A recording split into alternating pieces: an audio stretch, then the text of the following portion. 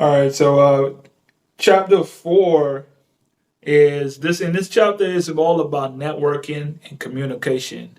In your career, how important has it been to you? You feel about having the right connections and knowing how to network. I felt like that right there. It's something just was not taught, and it's so big. And just knowing the right person Mm. changes your whole life. Changes Man, it your opens up whole so life, hands opens down. up so many doors, bro. Opens up so many doors, bro. Yeah, man. Like put it like this, bro. Networking is key to getting to any job market or even just becoming a professional basketball player. Hmm. It's not what you know, it's who you It's know. who you know. You know, what I mean? We always it's a lot of cliches out there, but man, that is one of the truest and the realest cliches out there because put it like this. I started my career, my professional basketball career with an agent. Some guys from Canada. Luckily, it was good business. I ain't getting no bad business done. They got me where I wanted to be to start my career. But after 2 years with the club that I started with my professional career, this is from 2013 to 2015. Uh, I'm having a lot of agents hit me up during those 2 years. You know what I mean? Just seeing my skill set and seeing me playing really well in the British Basketball League, and you know, a lot of teams started hitting me up, like from different countries. It was like, "We love your game. We would love to have you on our club. Can we buy you out?" And I'm just learning so many things about how professional basketball business is done overseas. And I'm like, wow, I really don't even need no agent. You know what I mean? So, uh, We got look, something. We got something in the works for that. He got something exactly. in the Like works. shout out to my agents that helped me get on for the first time. I definitely think for the younger generation, you got to start young. You almost got to start in high school nowadays because there's so much content being produced. So many people. That's it's so much easier to showcase your talent now. You know what I mean? Like scouts had to really go out and not chase you, but go out and find you. They had to go Hmm. find. It was like Tracy McGrady. He wasn't even ranked his whole high school career until his senior year because it wasn't no social media. I'm pretty sure Tracy McGrady was going crazy in high school. I seen the senior highlights, you know what I Hmm. mean? And he's a Tracy McGrady we see, in the NBA, but it's different times now. So for these kids, especially if you're 15 and got access to social media, reach out, especially look at Arnold Stark's page because he just showed you how to contact agents and all that stuff. Man, Reach out to agents as best you can and find a legit one. You know what I mean? that. Yep. And Yep. but yeah, I would say for the young generation, like wondering how to connect, I would say to get on to first start your career, you need an agent for sure. Because you don't these teams, of course, you put your highlight tapes on YouTube and you got your college stats, but these teams they kind of lazy. They don't want to have to do their homework. They don't Right. want to have to like learn about you. They just want to go through an agent and be like, oh, this agent says he's this, that, and he's good for our team, so let's sign him. You know what I mean? They go off the word off the agent more than what you did in your accolades and what kind of person. I don't want to say who you really are, but they go off the word of your agent pretty much half the time. So starting your career, you need an agent. But then after that, like I said, if you kill, or even if you don't kill, if you just fit a certain a certain fit, a certain criteria for a So for team. for a team. Yeah, like yourself. If you're a stretch four and the team needs stretch four, more likely they'll bring you in. But like I said, you gotta be smart. You gotta read your contracts, and after that, after 2 or 3 years, you should be able to do business without agents. And then from there, you should be able to talk to teammates, former coaches, and teams should just be hitting you up so much that you could just know how to do business from there. And that's what I put a few books recommendations in my course that helps you learn that you know what, this game ain't just about you shooting a basketball. It's about how you talk and communicate. And one of those books is like Sell or Be Sold, which is by Grant Cardone, and it's basically teaching you how to make sales. Guess what? You're the product.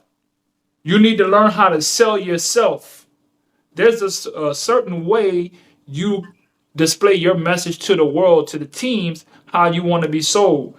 Hey, I'm this type of player. I play here. It's like you said, we in social media age, it's off by perception. If I can communicate to the team by myself and communicate to the right agent, because you can have an agent who don't have your best interest in mind, and that gig that you have, if you can communicate it to yourself, to the team yourself, then you can get the deal, because this agent might not be worried about you. You know, I just went through that situation. They don't even care or worry about you, so you got to be able to speak for yourself. You got to learn how to sell for yourself. You got to learn how to take care of yourself and communicate. How do you speak? How do you put words together? How do you write? Hey, it can't be, hey, bro, I'm trying to get signed. What's up? You know what I mean? It cannot be like that. It's a way to talk. Words are powerful, but you got to know how to use them. They'll get you anywhere Right. you need to go or get you going nowhere fast. And that's be a And a big one, I ain't mean to cut you off, but like a big one about the networking is building good relationships. You man. know what I mean? Be cool, introduce yourself to certain people, especially in the basketball field if you're trying to be a professional basketball player. Uh, be cool with your teammates, get to know them like on a real personal, intimate level to the point where you might find out, oh yeah, my dad's best friend, he's an agent and he got a strong agency. Or yeah, I know this dude, he having a tryout here and it's for, G League trials for the Atlanta Skyhawks or something like that. You know what I mean? And like, it's really good to do right by people, and not really have no animosity toward people. Because the more love and the more you try to help people out, the more they gonna do it in return. So you know Absolutely. what I mean? So get to know people that's in places of authority that can really help you launch to where you want to go. You know what I mean? You got to talk to the right people. You know what I mean? And get to know them, talk to them, invite them out to lunch. If you don't have money, just got to be creative into building relationships and getting to know people. You know what I Look, mean? the hardest And thing that could be the key to where you want to go. the hardest thing I heard a speaker say, the hardest thing people never do is think. You have to think. You will find, if you're really dedicated, you'll find a way. Because, as I stated in this chapter, 6 degrees of separation, you're only 6 people away from the person that you need to know to get you wherever you need to be in this life. That's it. And especially, I promise, in the basketball world, it's probably only three. It's probably Mm-hmm. only three that you need to communicate. Like, you just got to know what to say, how to display your message. Because sometimes people don't know what you want because you don't know how to display your Right. message to them. They just perfect example. When I went to the Orlando Magic G League tryout, right? I'm just peeping everything. I get there, it's 150 people on one court. I'm like, oh my God, I see what kind of situation this is. How can I maneuver in this situation? How can I get the best out of it? This is where your networking skills and communication skills come into effect. Think about it. Yeah. This is an organization tied to the greatest organization in the world, and they have a Yeah. team connected to it. That means almost everybody on this staff knows somebody that knows somebody. Yeah. Guaranteed.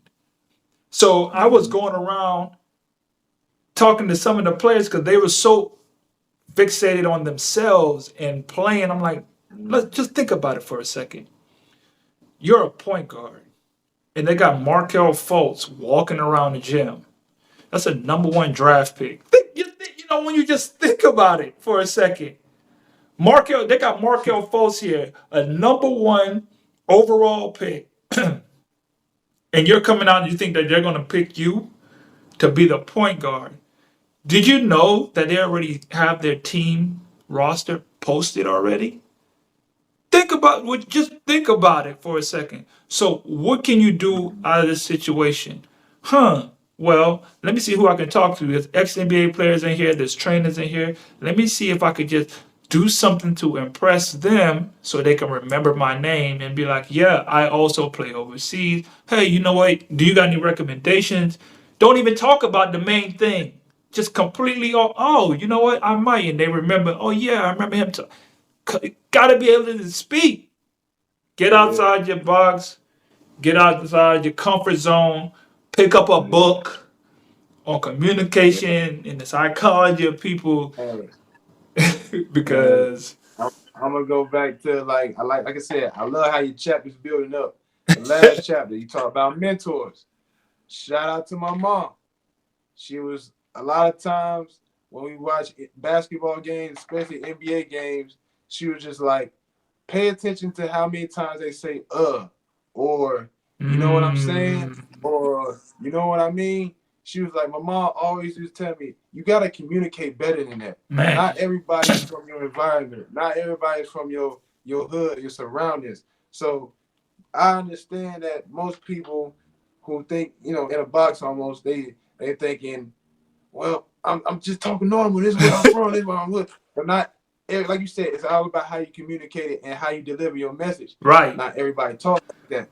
You know what I mean? And like, don't get me wrong, the world has, been adaptive and let people be who they be. But you sound more intelligent when the reporter asks you how you feel about the game. Oh, I think we moved the ball well. We did a great job of cheering on each other. I love playing with my teammates. We work hard every single day. I'm so happy to be a part of this organization, and I think the sky's the limit for this team.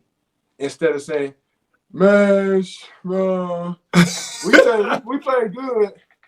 I think feel me, like I just think like, bro, I think we need to do better on defense. uh, And yeah, that's it. You know what I mean? You almost play into that dumb athlete stereotype. You know what I man, mean? But get to if it in you your head, communicate man. in a proper way, that's why I'm a big fan of LeBron James too, because he's so eloquent. He know how to speak.